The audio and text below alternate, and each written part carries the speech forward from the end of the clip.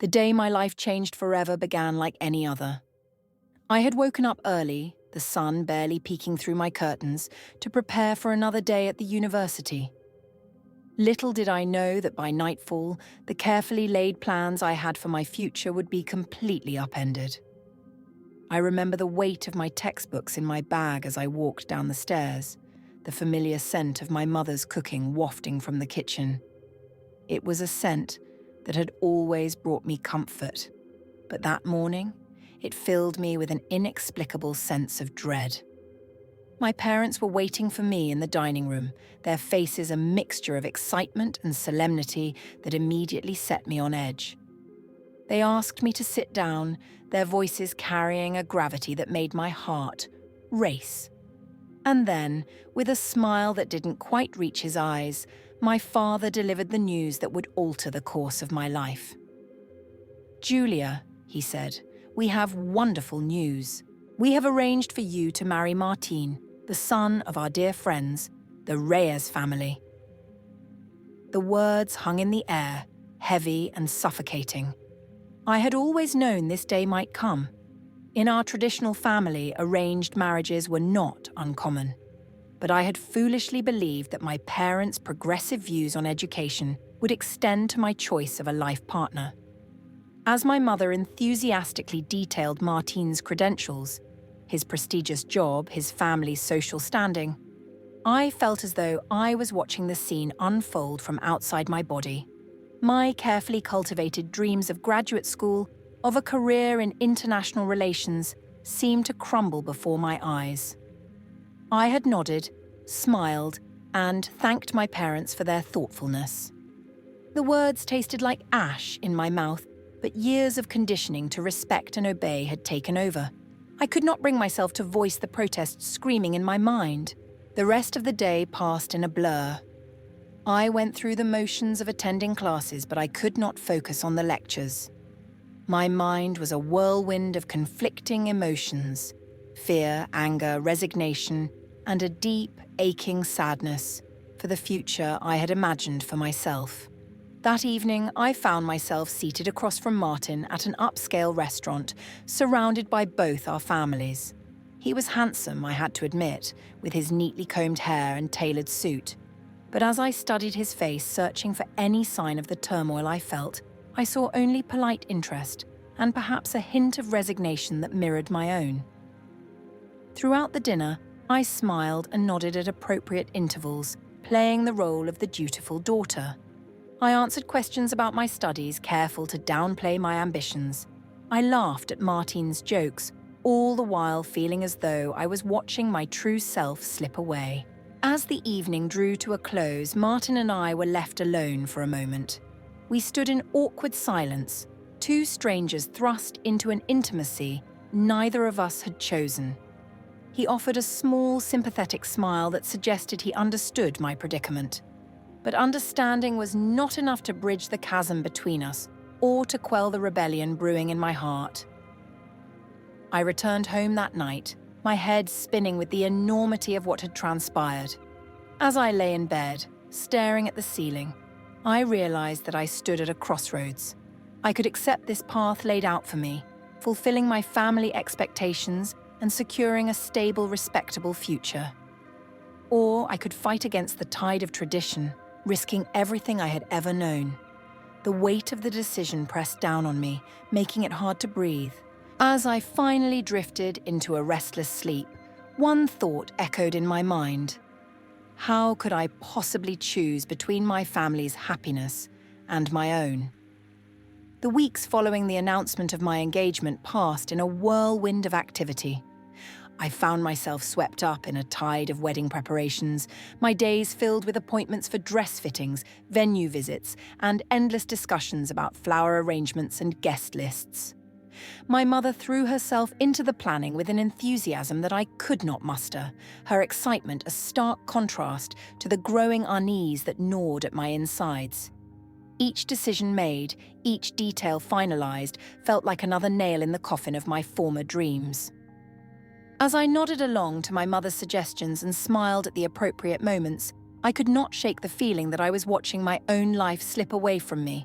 The future I had once envisioned for myself, filled with academic pursuits and career ambitions, seemed to fade a little more with each passing day. In the quiet moments between appointments and family dinners, I grappled with the conflicting emotions that threatened to overwhelm me. The weight of familial duty pressed heavily on my shoulders, a constant reminder of the expectations I had been raised to fulfill. Yet, beneath that sense of obligation, a spark of rebellion flickered, fueled by my desire for self-determination and the life I had always imagined for myself. It was during one of these moments of internal turmoil that I reached out to Sophia, my best friend since childhood, and the only person I felt I could truly confide in.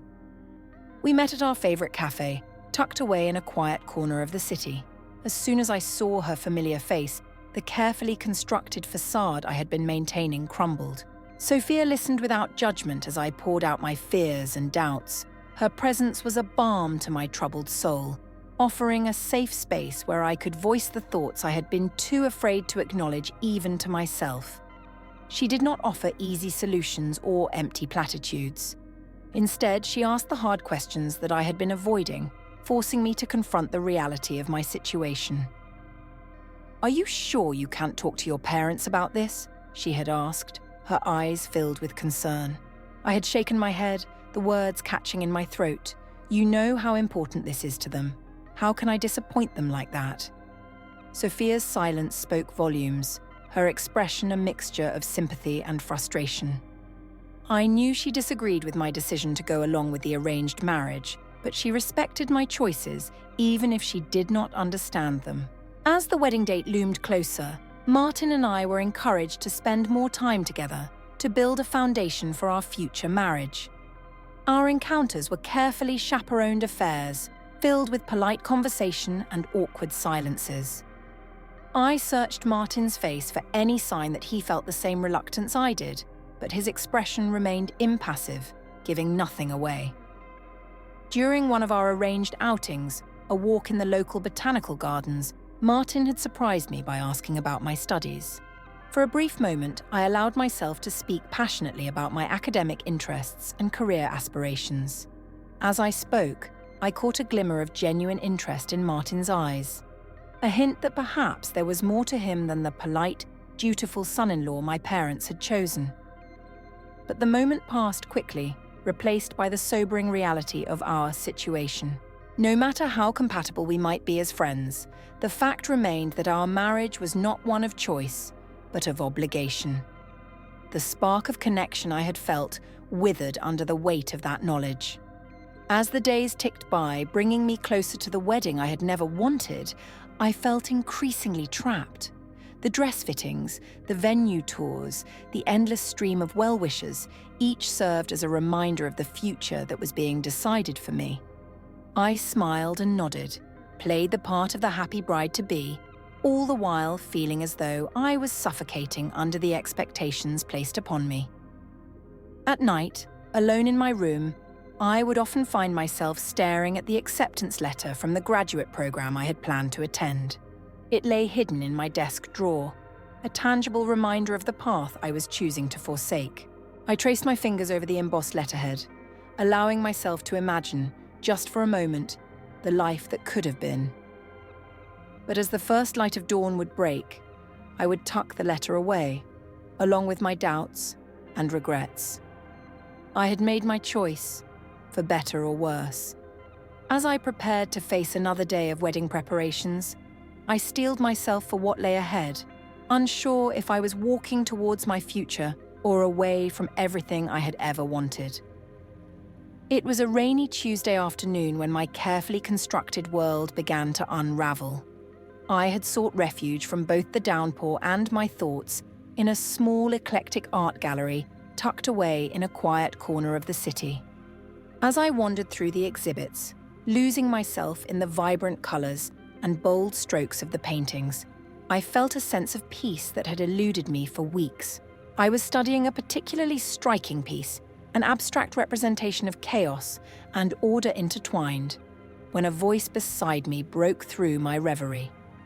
"It's quite something, isn't it?" the way the artist captures the tension between structure and freedom. I turned to find myself face to face with a man I had never seen before. He was tall, with unruly dark hair and eyes that seemed to dance with enthusiasm. His casual attire stood in stark contrast to the suits and formal wear I had grown accustomed to seeing on Martin and his friends.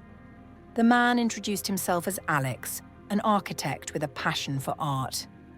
As we began to discuss the painting, I found myself drawn into a conversation that flowed with an ease I had not experienced in months.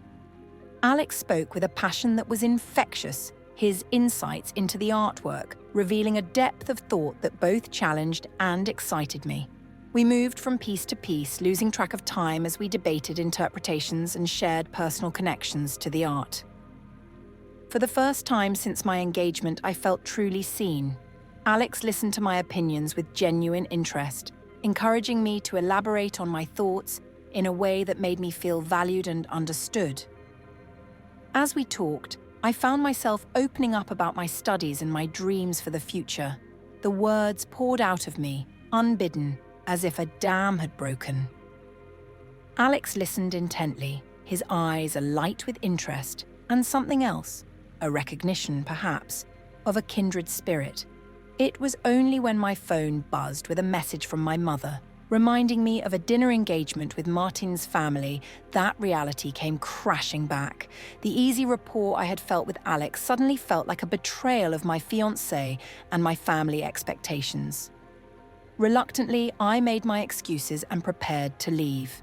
As I turned to go, Alex asked if I would like to meet again to continue our discussion. Without thinking, I found myself agreeing, even as a part of me recoiled at the impropriety of it all. The days that followed were a study in contrasts. My time with Martin and our families was filled with talk of wedding plans and future expectations. Each conversation felt like another weight added to my shoulders, another reminder of the path I had committed to. In contrast, my clandestine meetings with Alex at art galleries and quiet cafes were a breath of fresh air. We talked about everything and nothing: art, architecture, philosophy, and our dreams for the future. With Alex, I felt free to be myself, to express the thoughts and ambitions I had begun to believe I needed to set aside. As the wedding date drew nearer, the pressure from my family intensified. My mother's excitement became almost manic, her attention to every detail of the wedding preparations leaving no room for doubt or hesitation. My father, usually so stoic, began to speak more frequently of the honor this marriage would bring to our family, of the bright future that awaited Martin and me. Their certainty only served to highlight my growing doubts. Each time I met with Alex, each moment of genuine connection and understanding we shared, threw my impending marriage into stark relief. I began to question not just my decision to go through with the arranged marriage, but the very foundations of the life I had always assumed I would lead.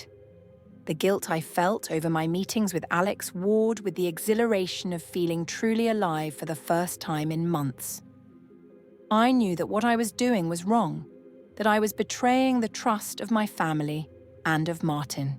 Yet I could not bring myself to stop, to give up this one connection that made me feel like myself again. As the days slipped by, bringing me ever closer to my wedding day, I found myself standing on a precipice. On one side lay the safe, predictable future that had been carefully arranged for me. On the other, a world of uncertainty, but also of possibility and passion. The choice before me was impossible, a decision between duty and desire, between the expectations of others and the longings of my own heart. As I lay awake at night, torn between my growing feelings for Alex and my obligations to my family and Martin, I realized that no matter what I chose, someone would be hurt. The only question that remained was whether I had the courage to choose my own happiness over the plans others had made for me.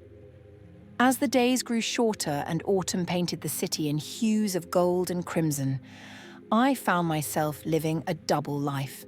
On the surface, I was the dutiful daughter and bride-to-be, attending fittings and tastings with a smile plastered on my face. But beneath this facade, a storm was brewing. My clandestine meetings with Alex became more frequent, each rendezvous a stolen moment of freedom in my increasingly constricted world. We would meet in out-of-the-way cafes or wander through lesser-known art galleries, our conversations ranging from the profound to the mundane. With Alex, I rediscovered parts of myself I had begun to forget. My passion for art, my dreams of travel, my desire to make a difference in the world. The guilt of these secret meetings gnawed at me constantly. I had never been one for deception, and the weight of my lies pressed heavily on my conscience. Yet, I could not bring myself to stop. Each time I resolved to end things with Alex, to fully commit to the path laid out for me, I found myself drawn back to him, like a moth to a flame.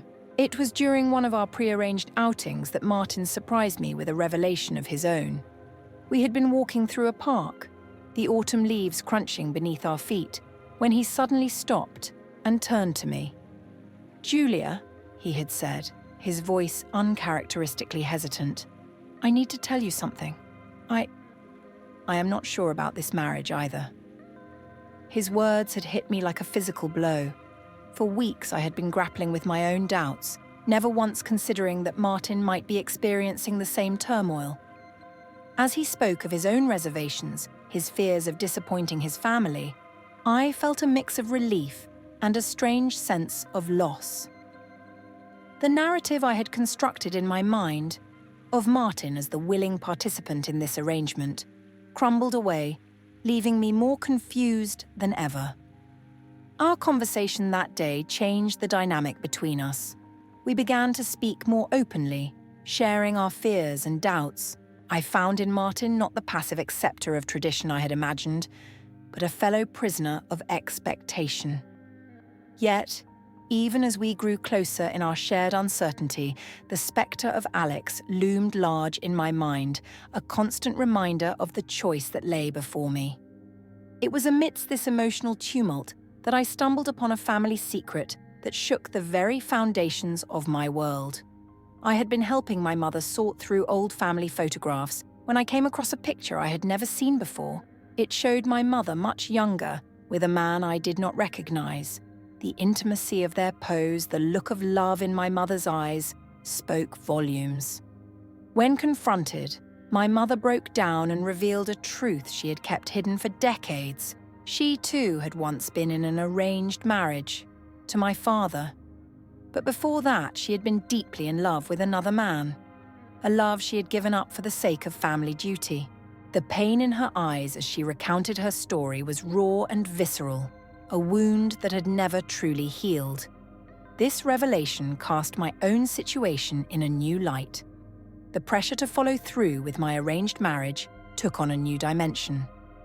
Was I doomed to repeat my mother's history?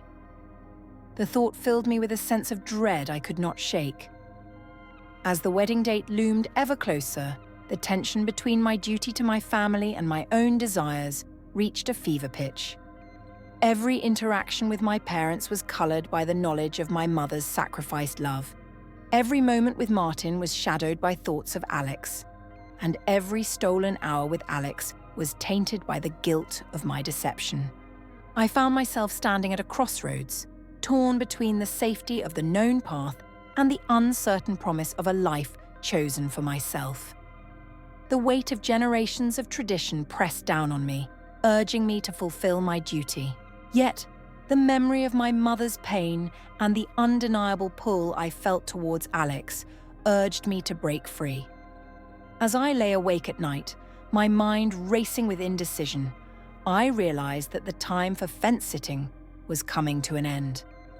Soon I would have to make a choice, one that would irrevocably alter the course of not just my life, but the lives of all those I held dear. The question that haunted me, that kept me tossing and turning night after night, was whether I had the courage to choose my own happiness over the expectations that had shaped my entire life. The clock was ticking, and with each passing day, the pressure to decide grew more intense. I knew that whatever choice I made, there would be no going back. The only certainty I had was that the path ahead, whichever one I chose, would be fraught with challenges I had never before imagined. The day my carefully constructed facade crumbled began like any other. I had arranged to meet Alex at a small cafe on the outskirts of town, a place I thought was safely removed from the prying eyes of family and friends. As we sat there, engrossed in conversation, the world around us faded away. For a brief moment, I allowed myself to imagine a future where such meetings were not shrouded in secrecy and guilt. It was the sharp intake of breath from a nearby table that shattered my illusion. I turned to find my aunt staring at us, her eyes wide with shock and disapproval. The teacup in her hand trembled slightly, spilling its contents onto the pristine tablecloth. In that moment, I knew that my secret world was about to collide violently with the reality I had been trying to escape. Word spread through my family like wildfire. By the time I returned home that evening, the house was a powder keg of tension and barely contained anger. My mother's eyes were red-rimmed, a mixture of hurt and disappointment etched into every line of her face. My father stood rigid, his jaw clenched in a way I had never seen before. The confrontation that followed was brutal in its intensity. Years of unspoken expectations and carefully maintained appearances came crashing down around us. My mother's voice, usually so controlled, rose to a pitch I had never heard before as she demanded to know how I could betray them, betray Martin in such a way. "How could you do this to us?" she had cried, her words laced with a pain that cut me to the core. "After everything we have done for you, after all the sacrifices we have made." My father's quiet disappointment was somehow worse than my mother's vocal outrage. His eyes, usually warm with affection, now regarded me with a coldness that made me feel like a stranger in my own home. "I thought we had raised you better than this," he said, his voice low and heavy with disappointment. "I thought you understood the importance of family, of duty."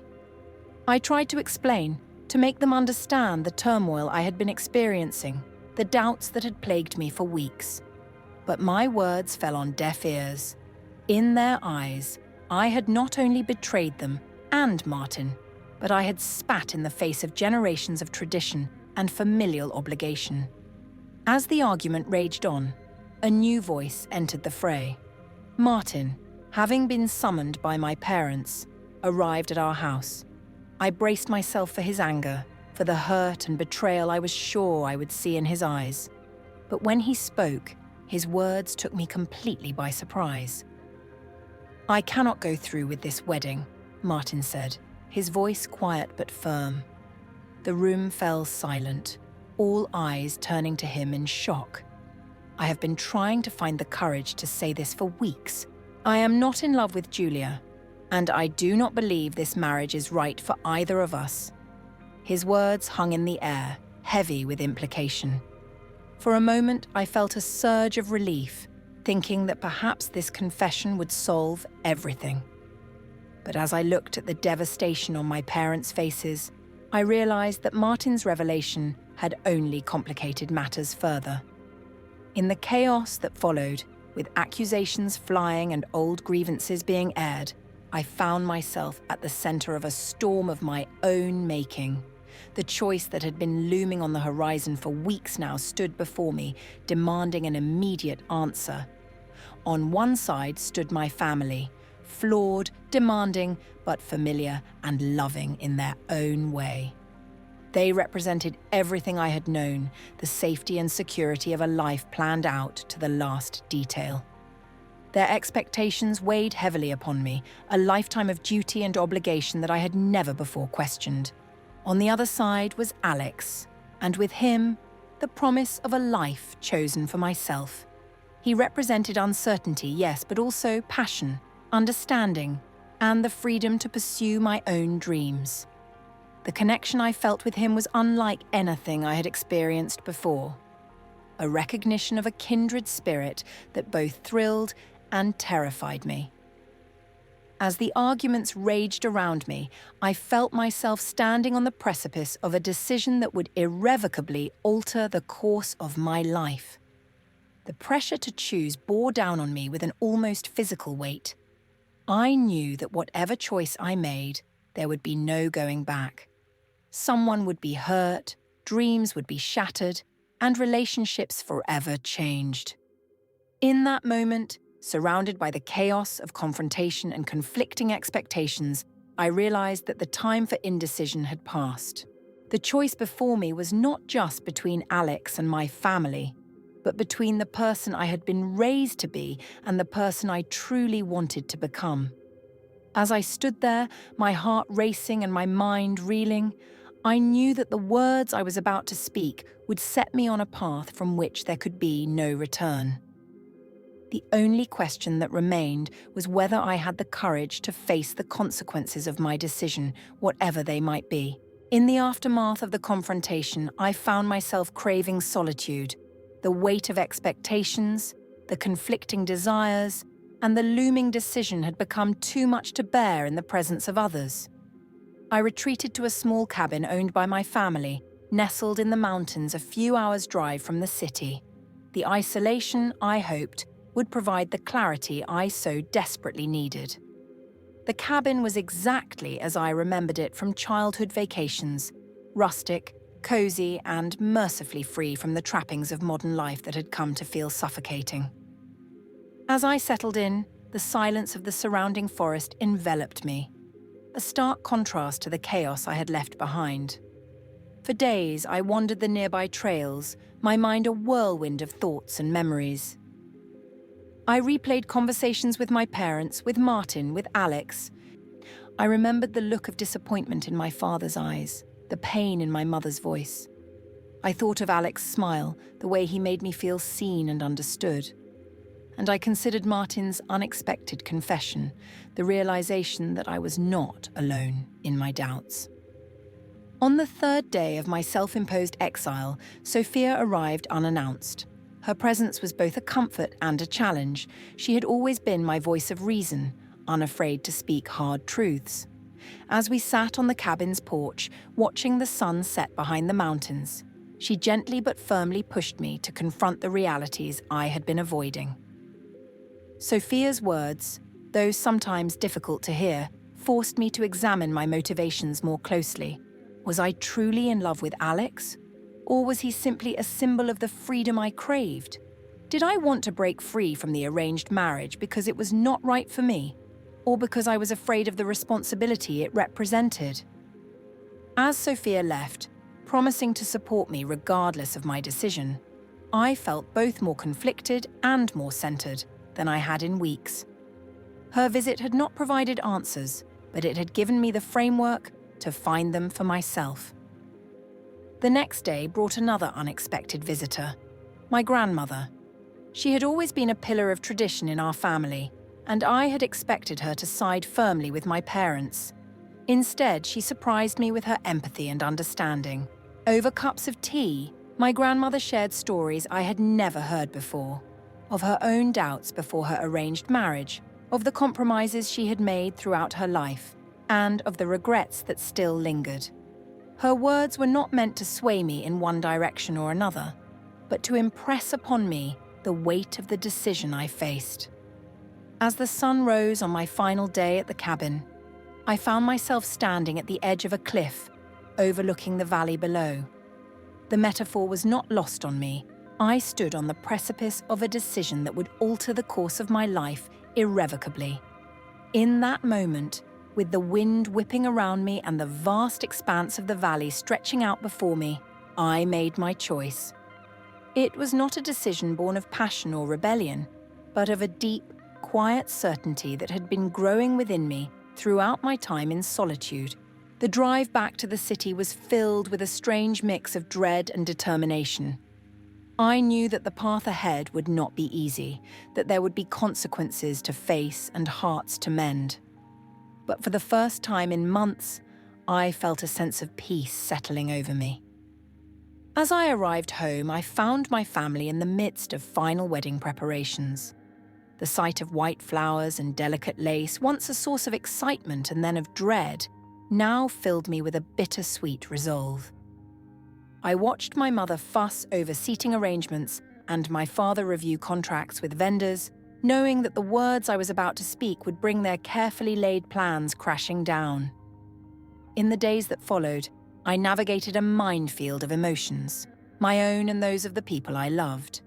There were tears, angry words, and moments of crushing guilt. But beneath it all, I clung to the certainty I had found in the mountains. As the date that was to have been my wedding day approached, I found myself not in a flurry of last-minute preparations, but in a period of quiet reflection. The decision I had made would reshape not just my future, but the futures of those around me. It was a responsibility I did not take lightly.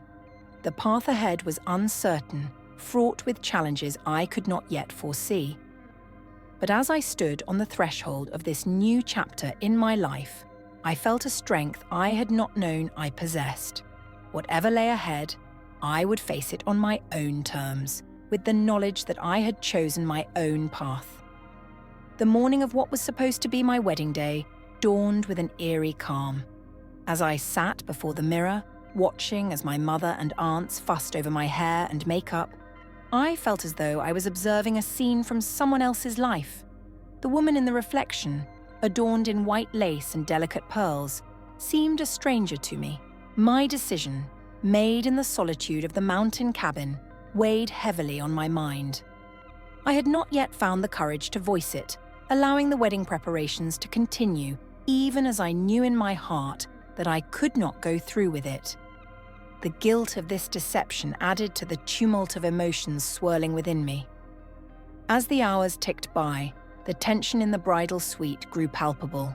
My mother's hands trembled slightly as she adjusted my veil, her eyes brimming with unshed tears of what I knew she believed to be joy. My father, when he came to escort me, stood tall and proud, unaware that his dreams for my future were about to be shattered. The walk to the church felt like a march to my own execution. Each step brought me closer to the moment of truth, the instant when I would have to stand before our gathered friends and family and speak the words that would change everything. The bouquet in my hands felt heavy, the flowers a mockery of the joy I should have been feeling. As we approached the church doors, time seemed to slow. I could hear the murmur of the guests inside, the soft strains of music drifting out. My father squeezed my hand, a gesture of reassurance that only served to intensify my guilt. In that moment, I almost faltered, almost convinced myself that I could go through with this, that I could sacrifice my own happiness for the sake of my family's expectations. But as the doors swung open and I caught sight of Martin waiting at the altar, I knew I could not. The look in his eyes, a mixture of resignation and barely concealed panic, mirrored my own feelings. In that instant, a silent understanding passed between us. What happened next unfolded like a scene from a dream. As we stood before the priest, the words of the ceremony washing over us, Martin and I exchanged a glance. Without a word, we both knew what had to be done. When the moment came for us to speak our vows, we instead turned to face our assembled guests. The silence that fell over the church was deafening. I could feel the weight of hundreds of eyes upon us, the collective intake of breath as they sensed that something was amiss. With a trembling voice, I began to speak. I spoke of expectations and duty, of love and personal truth. I spoke of the courage it takes to disappoint those we love for the sake of our own integrity. As I talked, I saw the shock and disbelief ripple through the crowd. My mother's face crumpled in anguish, my father's jaw clenched in barely contained anger. But it was the faces of understanding, Sophia's encouraging nod, my grandmother's sad smile, that gave me the strength to continue. Martin, too, found his voice. He spoke of his own doubts and fears, of the respect he had for me and for our families, but also of the importance of honesty and true happiness. Together we stood united not in marriage, but in our decision to forge our own paths. The aftermath was chaos. Guests murmured in shock and confusion, some leaving in a huff of indignation, others lingering to witness the unfolding drama. My parents were devastated, their carefully laid plans and dreams for my future lying in ruins at their feet. The shame and disappointment in their eyes cut me to the core, but I stood firm in my decision. As the day wore on, the full weight of what we had done began to settle upon us. The cancelled reception, the returned gifts, the endless explanations to be made, all of it loomed before us like an insurmountable mountain. Yet, beneath the turmoil and uncertainty, I felt a sense of lightness I had not experienced in months. That evening, as I sat alone in my childhood bedroom, still wearing my wedding dress, I contemplated the path that lay ahead. I knew that the coming days, weeks, and perhaps even years would be difficult. Relationships would need to be mended, trust rebuilt, and my own future reimagined from the ground up. But as I looked out at the setting sun, casting long shadows across the garden where I had played as a child, I felt a glimmer of hope. The road ahead was uncertain, fraught with challenges I could not yet foresee. But it was my road, chosen not out of obligation or expectation, but out of a deep commitment to my own truth. As night fell, I began the process of removing the trappings of a bride, the veil, the jewelry, the carefully styled hair. With each piece I set aside, I felt myself shedding the weight of expectations that had burdened me for so long. Tomorrow would bring its own challenges, its own battles to be fought. But for now, in the quiet of my room, I allowed myself to feel the first stirrings of freedom and the bittersweet joy of a future unwritten. The days following what should have been my wedding unfolded in a blur of tense conversations and uncomfortable silences. The shockwaves of my decision rippled through my family and social circle, leaving a wake of confusion, anger, and hurt in their path. I had anticipated the fallout, but nothing could have prepared me for the reality of facing the consequences of my choice. My parents, once pillars of unwavering support, now regarded me with a mixture of disappointment and bewilderment. Our home, once a sanctuary of warmth and understanding, had become a battleground of unspoken resentments and shattered expectations. Meals were taken in strained silence, punctuated only by the clink of cutlery against plates and the occasional heavy sigh. Extended family members and friends were divided in their reactions. Some, like my grandmother and Sophia, offered quiet support, understanding the courage it had taken to break free from the path laid out for me. Others were not so forgiving. Whispers followed me whenever I ventured out, judgmental glances and hushed conversations, making it clear that my decision had become the scandal of the season. Martin and I found an unexpected alliance in the aftermath. Though we had chosen different paths, we shared the burden of disappointing our families and defying societal expectations. Our occasional meetings, filled with rueful laughter and mutual understanding, became a source of comfort in the storm of disapproval that surrounded us. As the dust began to settle, I found myself grappling with the weight of tradition and the allure of self-discovery. The values I had been raised with, duty, family, honor, sacrifice, now stood in stark contrast to my newfound desire for personal fulfillment and authentic love. Reconciling these conflicting ideals became a daily struggle, one that often left me questioning the validity of my choice in moments of doubt. It was during this period of introspection that my relationship with Alex deepened, away from the secrecy and guilt that had characterized our earlier encounters. We were finally free to explore our connection openly. Alex's unwavering support and understanding became my anchor in the turbulent seas of family disapproval and social ostracism.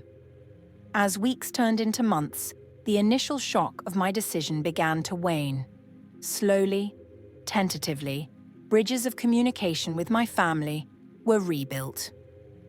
Though the disappointment lingered in my parents' eyes, small gestures of reconciliation, a shared cup of tea, a hesitant smile, gave me hope that, in time, wounds might heal. Yet, Despite these small steps forward, I felt an increasing restlessness. The familiar streets of my hometown, once a comfort, now felt constricting. The weight of expectations, though lessened, still pressed upon me, a constant reminder of the life I had chosen to leave behind. It was Alex who first suggested the idea of travel. His eyes lit up as he spoke of distant lands, of cultures and experiences far removed from the narrow world we had known. The prospect of escape, of starting anew in places untouched by the scandal of my broken engagement, was intoxicating. The decision to leave was not an easy one. I knew that my departure would be seen as another act of rebellion, another disappointment to add to the list. But as I packed my bags, a sense of excitement and possibility began to overshadow my guilt. Our departure was a quiet affair. No grand farewells or tearful goodbyes marked our exit. Instead, I left a letter for my parents, pouring out my heart, explaining my need for space and self-discovery. I promised to return, not as the daughter they had tried to shape, but as the woman I would become. As Alex and I boarded the plane, hand in hand, I felt a mixture of trepidation and exhilaration. The future stretched out before us, unknown and full of potential. I had no illusions that this journey would be easy. I knew that challenges lay ahead, cultural differences to navigate, financial hurdles to overcome, and the test of whether our relationship could withstand the pressures of real life outside the bubble of our hometown. Yet as the plane lifted off, carrying us away from everything familiar, I felt a sense of liberation I had never known before. The path ahead was uncertain, fraught with potential pitfalls and disappointments. But it was a path of my own choosing, one that held the promise of self-discovery and true love. As I watched the landscape of my childhood fade away beneath the clouds, I allowed myself a moment of reflection. The girl who had stood before a mirror in a wedding dress, torn between duty and desire, seemed a distant memory. In her place was a woman on the cusp of a great adventure, ready to face whatever challenges lay ahead with courage and an open heart. The future, with all its uncertainties, beckoned, and for the first time in my life, I felt truly ready to embrace it.